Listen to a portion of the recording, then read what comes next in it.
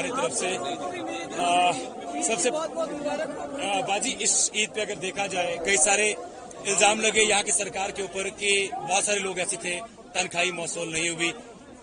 کیا کس طریقے سے دیکھتے جب بھی بات کرتے تو کہتے ہیں کہ سینٹر کے ہاتھ میں سب کچھ ہے, تو کیا سینٹر کے ہی تحت یہاں کے لوگوں کو انتظار کرنا پڑے گا؟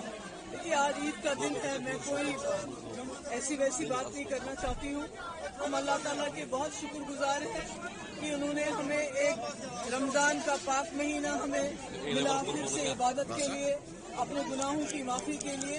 اور آج خوشی کا دن ہے. میری طرف سے لوگوں کو عید کی بہت بہت مبارک. اور اس کے ساتھ دل میں ایک تکلیف ہے جو فلسطین میں اس وقت ہو رہا ہے, جس طرح وہاں لوگ مظلومیت کا شکار ہو گئے ہیں,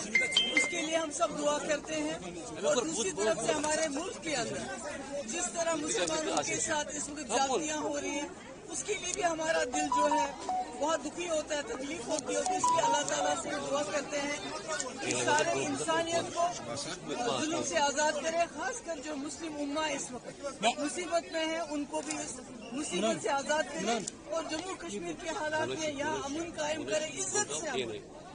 عزت سے امن قائم کرے, اور جو لوگوں کی مشکلات ہیں اللہ تعالیٰ ان کو دور کرے. باجی عیدگاہ میں آج بھی نماز نہیں ہوئی اور پچھلے کئی مسلسل سالوں سے یہ کہا جا رہا ہے کہ کنسٹرکشن چل رہی ہے. اور دوسرا سوال میرا اسی کے ساتھ ہے, جس طریقے سے یو پی کے اندر یہ کہا گیا کہ جو بھی مسلمان نماز پڑھتے ہوئے جی عیدگاہ کو لے کر کیا کہنا چاہیں گے؟ بہت برا ہے, جامع مسجد ہمارے بند رہتے ہیں, عید کا جو سال میں 2 بار ہم نماز پڑھنے جاتے ہیں, تو مجھے لگتا ہے کہیں نہ کہیں سرکار کے